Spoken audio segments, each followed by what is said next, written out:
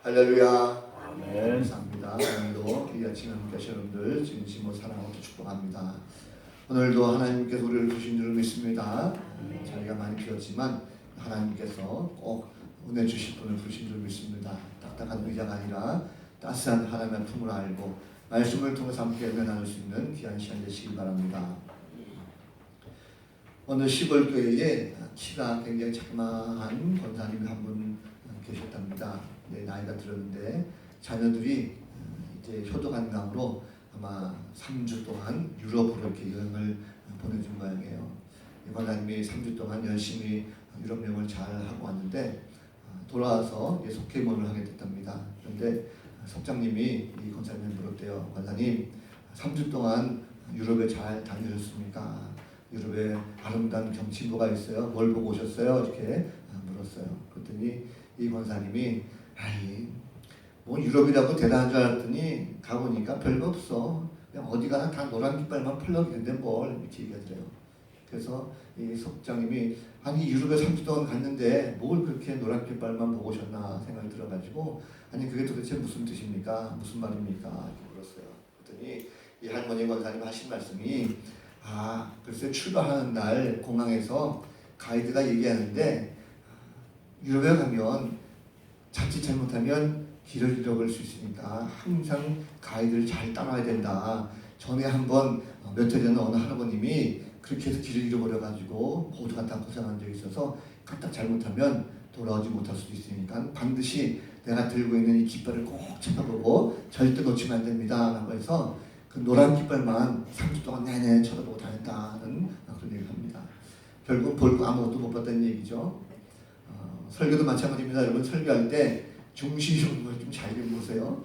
담임 목사 얼굴 보고 오늘도 환하게 잘 하셨구나 이러지 마시고 말씀 통해서 말씀에 은혜 받고 또 말씀을 듣는 데서 그치는 것이 아니라 말씀을 또 실천할 수 있는 그런 성도들이 되어야 될 줄로 믿습니다. 핵심은 우리가 하나님을 알고 하나님 만나고 말씀대로 사는 것입니다. 그래서 신앙이라는 것은 말씀을 듣는 데서 그치는 것이 아니라 말씀을 가지고 사는 것, 그것이 신앙입니다.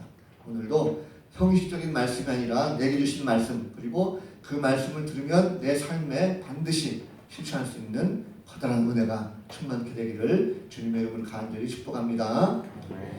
자, 어느 민족이든지 보면 이상향에 대한 소망이 많이 있습니다. 무슨 말이냐면 사람들은 뭔가 자신들이 꿈꾸고 있는 것 가운데 정말 좋은 세상을 꿈꾸고 있다는 거죠.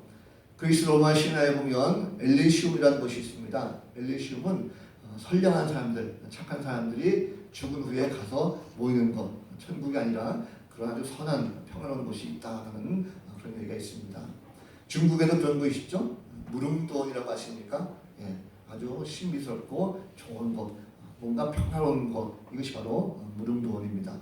우리나라에도 이런 데가 있습니다. 여러분 아시다시피 조선시대의 그 한글 소설 허균의 홍길동전, 홍길동이 맨 마지막에 세운 하나의 나라가 있죠. 율도국이라는 나라가 있습니다. 율도국은 굉장히 모든 것 다 평안하고 다 좋은 모든 것이 다 화평한 이런 나라다라고 할 수가 있겠습니다. 자, 이런 나라들을 왜 사람들은 꿈꾸고 있을까?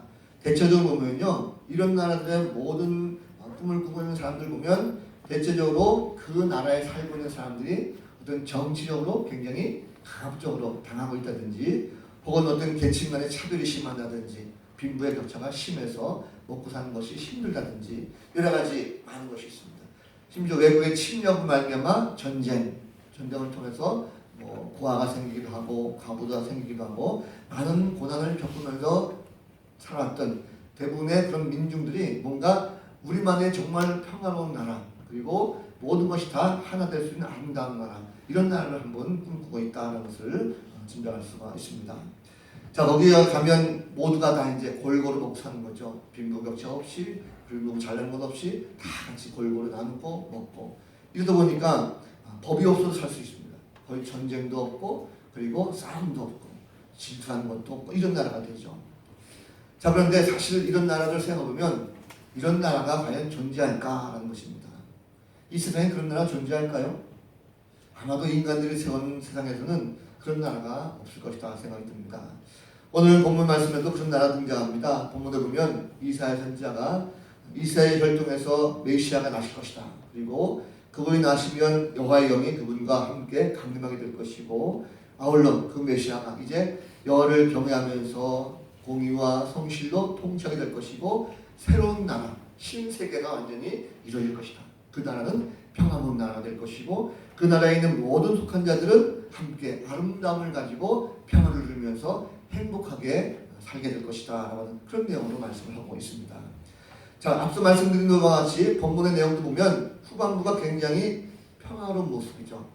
근데 참 이게 참 말이 안 됐습니다. 왜냐면 일이라든지 표범이라든지 사자 또 곰, 독사 같은 것은 냉수 아니겠습니까? 뭔가 육식동물이죠. 가격하기도 하고 뭔가 상대방을 잡아먹어야 되는 이런 맹수에 속합니다. 반면에 또 어린 양이라든지 어린 염소, 암소, 어린아이들은 약한 존재죠. 약한 존재고 굉장히 아주 연약한 그런 모습으로 비춰지고 있습니다. 그런데 이게 맹수들과 더불어 이렇게 약한 존재들이 함께 어울려서 아무 일도 없듯이 살 수 있는 이런 나라가 과연 되겠냐는 거죠. 맹수는 나름대로 포악함이 있습니다. 그래서 배가 고프면 뭔가 잡아먹어야 되는 거죠. 내 앞에 있는 먹이를 잡아먹어야 자기 살 거 아니겠습니까? 그러고 보면 약한 짐승은 어떡합니까? 약한 짐승들은 늘 그들은 공포에 떨기도 하고 두려워합니다. 이것이 바로 필요세계죠. 약육강식의 세계 아니겠습니까? 강자가 약자를 잡아먹고 적자생존, 강한 자가 살아남는 이 사회, 이런 사회가 바로 오늘날 우리가 살고 있는 이 사회인데, 하나님께서 이런 사회를 뒤집어 엎어서 이런 평화로운 사회를 만들었다라고 말씀하고 있어요. 이것이 과연 가능하겠는가 하는 것입니다. 성경적을 떠나서 세상 사람도 마찬가지죠. 세상의 사람들도 보면 세상 사람들도 평화를 원하고 있습니다. 전쟁도 없고, 그리고 모두가 다 평화롭게 살기를 원하고 있습니다. 그런데 오늘날 세계를 보면 사실 그렇지 않죠.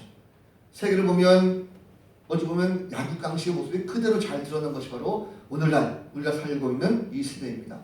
강대국들을 보면 항상 약소국들을 지배하려고 그러죠. 뭔가 억압하려고 하고 자신들의 이익을 취하려고 하고, 최근에 우리나라만 해도 그렇습니다. 우리나라에 보면 미국이라든지 중국이라든지 일본이라든지 강대국들 사이에 사여서 우리는 지금 얼마나 많은 희생을 당하고 있고 얼마나 많은 힘을 내고 있습니까? 평화는커녕 정치, 군사, 경제적으로 굉장히 어려움을 많이 겪고 있습니다. 자, 이상적인 통치국가를 꾸미지만 말 그대로 그것은 이상에 불과합니다.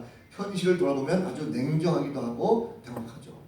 국가와 국가 사는 뿐만 아니라 사람과 사람도 마찬가지입니다. 우리가 사는 사회에 보면 뭔가 힘 있는 자들이 더욱더 가지려고 하고 약자들은 계속 피해보는 이런 듯한 느낌을 많이 갖습니다. 사람들은 평화를 원한다라고 하지만 사실 그것이 어느 누구에게도 가지려고 하는 마음은 있지만 그대로 잘 실천되지 못합니다. 왜 그럴까요? 인간의 욕망이라고 하는 것, 마음속에 있는 그 욕심이라는 것은 태초부터 만들어진 죄에 불과합니다. 그렇기 때문에 항상 인간들은 욕심이 가득 찼다는 거죠. 남을 지배하고 더 많은 것을 얻고 더 많은 것을 누리려고 하는 이런 욕망들이 인간 본연 마음속에 가득 차 있다는 것입니다.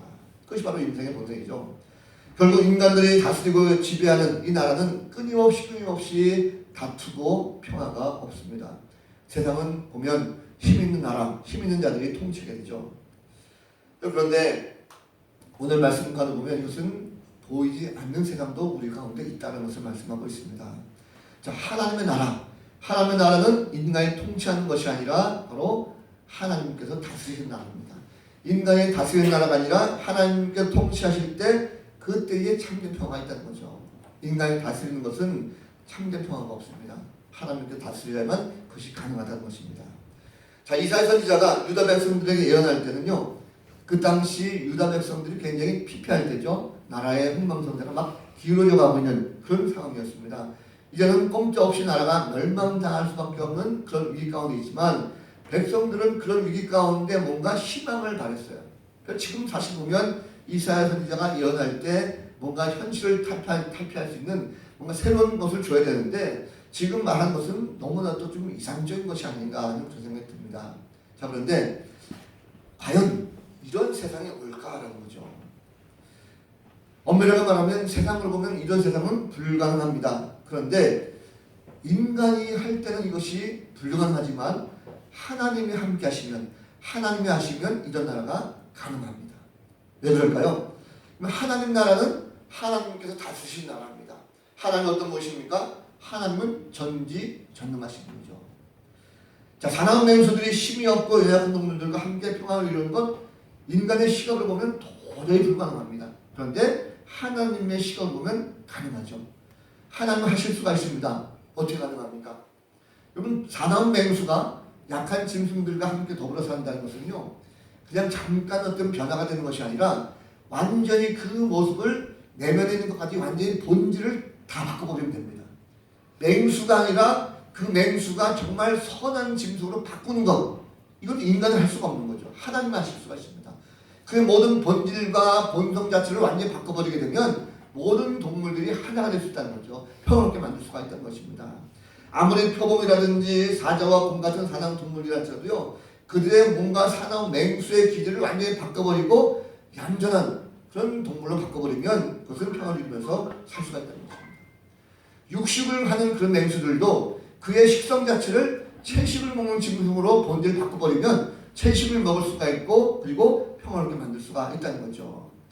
독사도 마찬가지입니다. 독사도 그 무서운 맹독이라는 것이 있기 때문에 무서운 것이지 그의 본질적인 맹독을 다 없애버리면 그것은 일반 동물과 같다는 것입니다. 이것은 인간으로 할 수가 없습니다.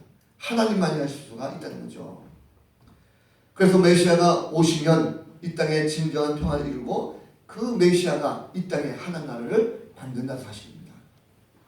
자, 그 메시아가 오시면 어떻습니까? 여호와의 영이 강림해서 다스리게 한다라고 말씀하고 있어요. 자, 장차 오실 메시아가 강림하실 여호와의 영을 말미암아 이제 성령의 6가지 역사가 설명하고 있습니다. 오늘 말씀 보니까 여호와의 영은 지혜와 총명의 영이시다 말씀하고 있고 모략과 재능의 영이다 말씀하고 있습니다. 아울러 지식과 여호와를 경외하는 영이다 말씀하고 있어요. 지혜가 무엇입니까? 여기 지혜는 인간의 삶의 전 영역에서 필요한 바로 요소입니다. 좀 더 쉬운 말로 하면 이 지혜라는 것은요, 무엇을 하든지 간에 올바르게 결정할 수 있는 요소를 말해요. 좀 더 쉬운 말로 말하면 내 마음이 아니라 하나님께서 무엇을 원하시는가, 백성들이 무엇을 원하는 것인가 라는 것을 제대로 알고 그 뜻대로 행동할 수 있는 것, 이것이 바로 지혜라는 것입니다. 성령이 임하게 되면 이 지혜를 얻게 되는 거죠. 총명은 무엇입니까? 총명은 사물을 바르게 인식할 수 있는 능력이에요. 상대방이 무슨 말을 하든지 간에 그것이 옳은 것이니 그런 것이니 알 수 있는 판단력이 생깁니다. 악한 것을 버리고 하나님께서 선하신 뜻을 원하시는 그것을 가지고 행동할 수 있는 것, 이것이 바로 총명함이라는 거죠. 지혜와 총명을 가지고 있으면 백성들을 가르칠 때 참 좋죠.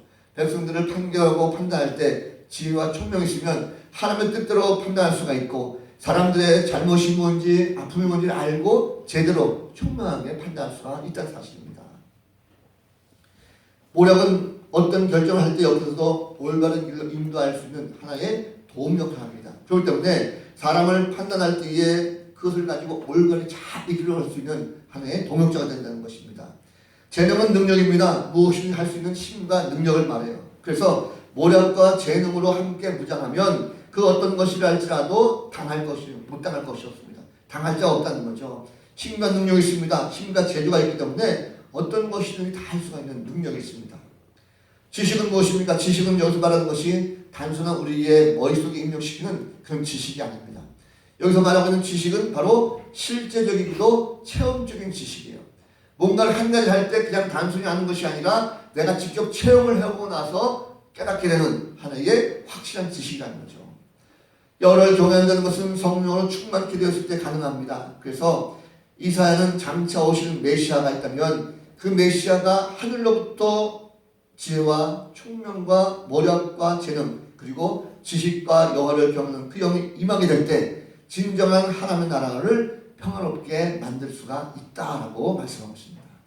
자, 그렇다고 한다면 여러분 여호와의 영이 임하게 될 때 이러한 역사가 일어난다는 걸 보면 오늘 우리도 마찬가지입니다. 그 성령의 역사가 지금 이 땅에 임하고 있어요. 성령이 우리 가운데 함께 하셨습니다. 그 성령이 우리 마음속에 임할 때 우리는 평화를 얻을 수가 있습니다. 성령이 없다 보면 우리 마음속에 불평과 불만이 많습니다. 그런데 성령이 임하겠다고 한다면 내가 평화롭게 할 수가 있다는 것입니다. 그렇다면 여러분 지금 우리 마음속에 어떤 마음을 가지고 살아가고 있습니까? 여러분 지금 성령으로 말미암아 성령의 지배를 받고 있습니까? 아니면 세상의 지배를 받고 있습니까? 다시 말하면 성령 충만한 삶을 살고 있는가라는 것을 묻고 있습니다. 세상 속을 살다 보면 우리는 여전히 경쟁사에 살고 있어요. 야국강식, 적자생명 사회에 살고 있습니다. 그런 세상을 늘 경험해요. 이런 세상 속에서 우리가 들어가 살 때에 그들과 더불어 어떻게 평화를 이루고 어떻게 그들과 함께 하나가 되어서 아름다운 하나님의 나라를 만들어가겠습니까? 방법은 한 가지입니다. 하나님께서 주시는 성령을 말미암아 성령이 내주하심을 말미암아 성령의 지배를 받고 그 지배함을 말미암아 성령께서 주시는 지혜와 총명함 그리고 모략과 재능을 가지고 지식을 가지고 그리고 하나님을 경외하는 그 마음을 가져 나갈 때 세상 사람들과 만났을 때도 그들에게 평화를 심어줄 수가 있고 그들에게 평화를 주할 수가 있고 우리가 사는 세상을 다시 한번 평화로 만들 수가 있다는 사실입니다. 세상의 모든 평화는 건요 세상적인 방법으로는 만들지 못합니다. 돈이 아무리 많이 있어도 평화를 만들지 못해요. 힘이 많이 있어도 결코 안 됩니다. 내 자신의 어떤 지혜로 안 됩니다. 힘으로도 능으로도 평화를 만들 수가 없어요. 오직 내게 주시는 그 성령의 능력을 통해서 세상과 화평을 이룰 수가 있고 그 가운데 성령의 능력을 통해서 온전히 하나 될 수 있는 아름다운 모습이 있습니다. 반드시 성령이 필요하다는 거죠. 옛날 우리 조상들 가운데 그런 얘기 있습니다.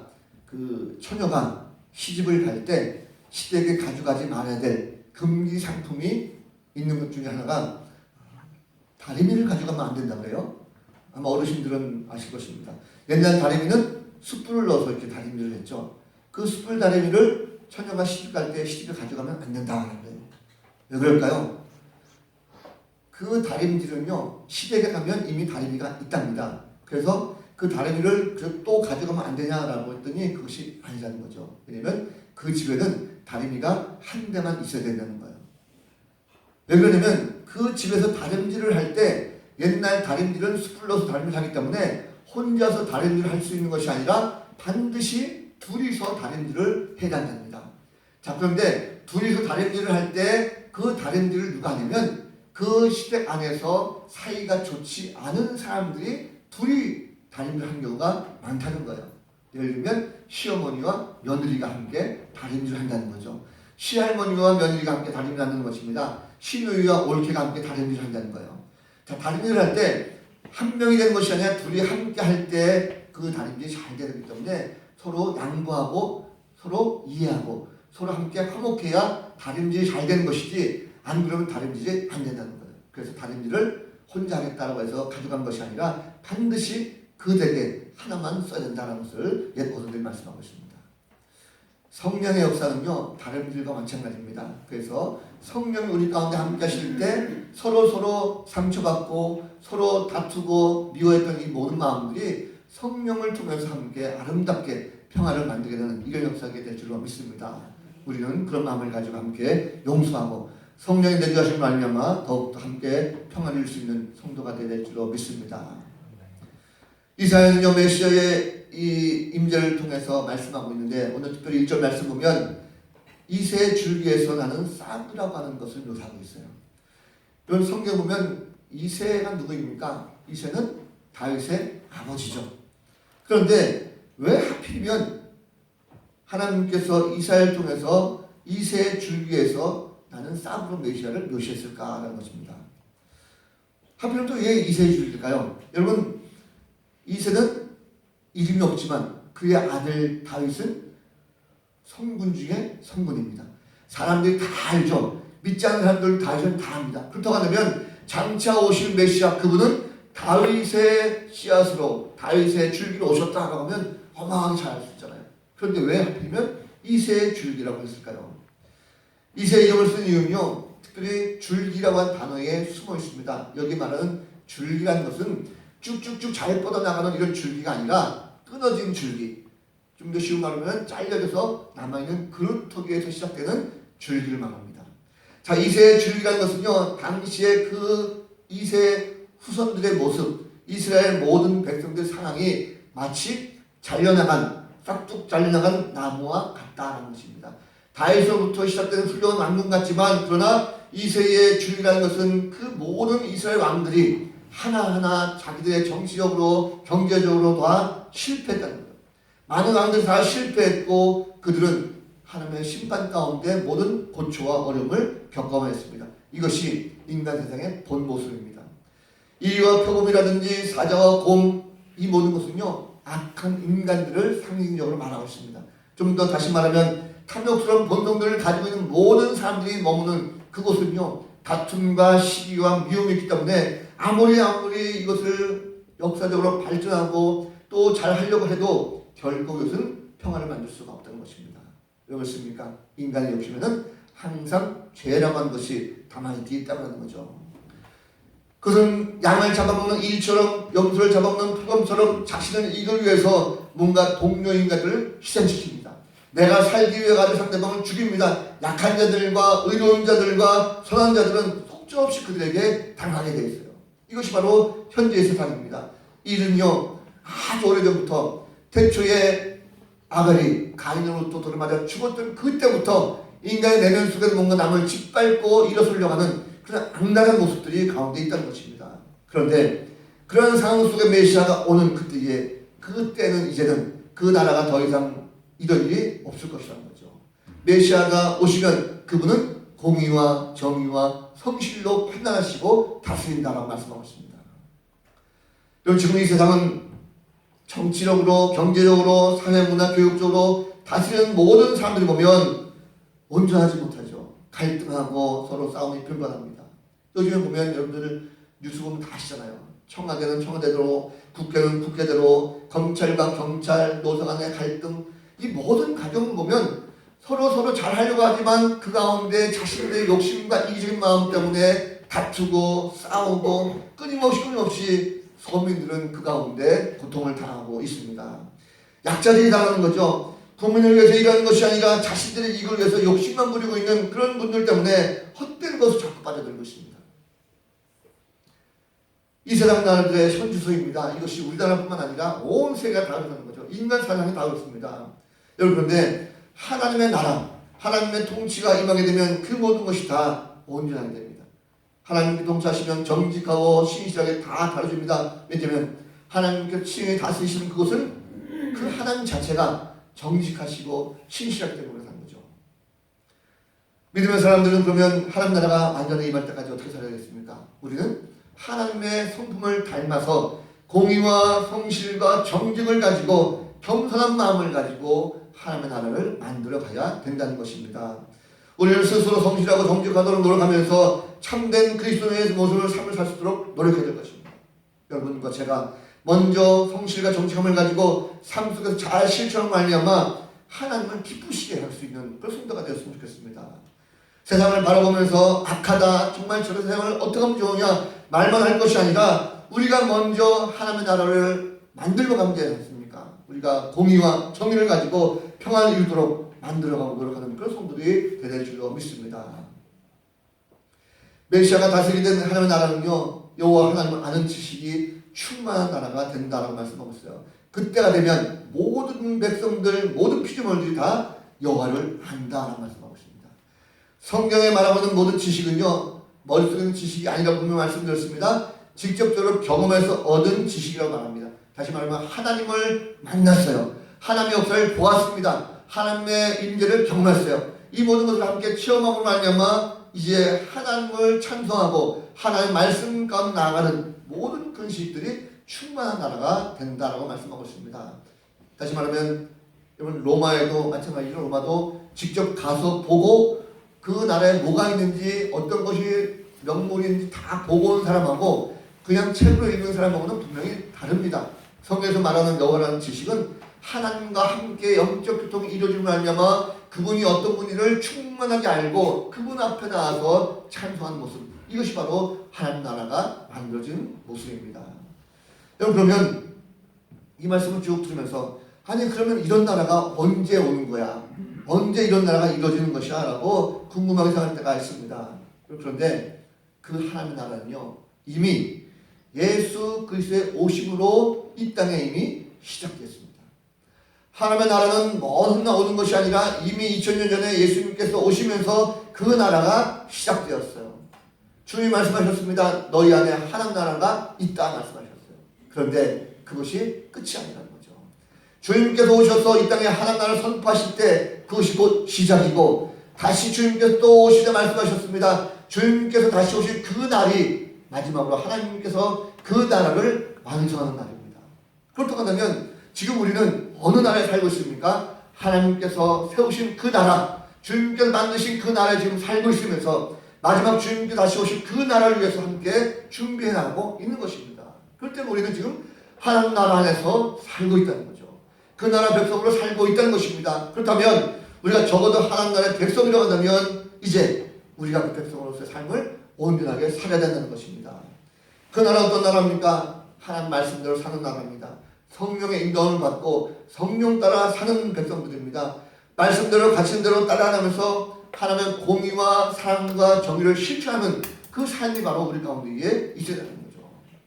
우리는 과연 그런 모습을 가지고 세상을 변화시키면서 과연 하나님 나라의 백성답게 살고 있는가라는 것입니다. 하나님께서 이 땅에 하나님 나라가 온전하게 이루어지길 원하십니다. 메시아를 보내셔서 그분의 온전한 통치를 말미암아 더 이상 이 땅에 전쟁이나 갈등이 없길 바라세요. 다투고 시기하는 것이 없길 바라십니다. 모든 피조물들이 진정으로 하나가 되어서 정말 아름다운 평화의 나라, 이런 나라를 만들길 원하십니다. 그리고 하나님은 평화의 왕이세요. 평화의 하나님이십니다. 그래서 스스로 임마누엘 되셔서 평화를 만드신 분이십니다. 그분이 바로 예수님이시죠. 예수님은 이 땅에 오셨습니다. 하나님 나라를 이루시고자 이 땅에 오셨어요. 세상에 평화를 주시려고 평화의 왕으로 이 땅에 오셨습니다. 성령으로 잉태되셨죠. 창조주신 그 하나님, 그 하나님께서 인간으로 오셨다라고 하는 이 사실은요, 어마어마한 이것은 신비한 사건입니다. 참으로 놀라운 사건이죠. 어떻게 창조주가 피조물로 돼서 오십니까? 이것은 있을 수 없는 일입니다. 그런데 하나님은 그렇게 오셨다는 거예요. 그것이 바로 성탄절입니다. 성탄절 자체가 신기한 사건이죠. 그냥 우리가 먹고 마시고 연말이니까 쾌락을 즐기는 송년회 하는 이런 모습의 성탄절이 아닙니다. 그분은 이 땅의 모든 죄의 문제를 이루시고자 완전한 평화의 나라를 이루시고자 이 땅에 몸으로 오셨어요. 완전한 하나님 나라를 이루시고자 인간의 모든 근본 죄를 다 해결하셨습니다. 친히 십자가 지시고 골고다 넓으시면서 온갖 조롱과 멸시와 천을 다 겪으셨어요. 그렇기 때문에 하나님과 인간 사이를 화평하게 만드셨습니다. 하나님과 인간 사이를 화평하게 만들고 사람과 사람 사이를 화평하게 만들었어요. 그것이 바로 완성된 것이 십자가였습니다. 평화라는 것은 모든 사람들이 다 원하죠. 힘 있는 사람이든 없는 사람이든 남자든 여자이든 노인이든 어리든 다 평화를 원합니다. 함께 살기 좋은 세상 만드는 것 다 원하죠. 그러나 세상에는 그런 나라가 결코 만들어지지 않습니다. 왜 그렇습니까? 다 각자의 이기적인 마음, 욕심이 있기 때문에 그렇습니다. 그런데 하나님의 나라, 그 나라는 모두가 함께하는 나라입니다. 진정한 평화의 나라라는 것입니다. 거기는 다툼이 없고 시기, 미움, 질투가 없습니다. 나보다도 남을 더 사랑하고 더욱더 숨겨주고 사랑하는 그런 나라가 바로 하나님의 나라입니다. 하나님 나라는 인간이 이상으로 말하는 화평한 나라죠. 평화가 없는 것은 완전한 하나님 나라라고 할 수가 없습니다. 하나님 나라를 만들어가는 그것은 바로 하나님의 통치가 이루어진 것입니다. 우리가 하나님 나라를 하나둘씩 만들어간다면 그것에 하나님의 통치가 이루어진다는 것입니다. 예수님은 분명 구약에 예언된 메시아 그분이었습니다. 친히 인간으로 오셨죠. 이 땅에 평화에 오신 분이십니다. 주님은 이 땅에 오셔서 공의와 정직을 판단하시고 가난한 자든 부유한 자든 모두에게 다 공평하게 다 대하셨습니다. 메시아로 오셔서 우리 가운데 계신 예수님은 인류의 진정한 평화의 왕으로 평화의 나라로 만들어 주셨습니다. 예수님은 지금 하나님 나라의 보좌 우편에 계셔요. 다시 오신다라고 분명히 약속하셨습니다. 지금 다시 오셔서 직접 통치하실 때에 이 땅에는 진정한 하나님의 나라가 완성되는 것입니다. 그리고 하나님의 나라는요, 모든 것이 다 변합니다. 본질적으로 다 바뀌는 거예요. 여러분과 제가 모든 이 땅의 피조물들이 다 바뀝니다. 인간의 머리로는 상상할 수 없는 것들로 바뀌게 되어 있어요. 오늘 말씀에도 보면 이리가 어린 양과 함께 삽니다. 표범의 어린 염소와 함께 눕습니다. 사자와 살찐 짐승이 함께 있습니다. 암소와 곰이 함께 먹습니다. 어린아이가 독사의 구레에 손을 넣어도 해하지 않습니다.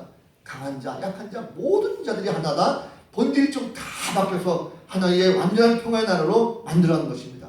가진 자들, 없는 자들이 한 마음 됩니다. 남는 소할 것 없이 서로가 다 화평한 생활하게 됐어요. 이것이 비록 진정한 하나님의 나라는 거죠. 더 이상 자신을 서로 잡아먹으려고 또 먹히려고 하는 그런 관계가 아닙니다. 근본이 바뀌고 본질이 변했어요. 그렇기 때문에 서로 함께 평안을 이루면서 나가는 이런 세상이 되고 있다는 것입니다. 이제는 양육감식의 세계가 아니죠. 강자와 약자가 없습니다. 모두가 함께 사랑하고 함께 사는 세상이 되었어요. 예수 그리스도가 오심을 하려면 평화가 이루어졌습니다. 그분이 오셔서 원수를 사랑했어요.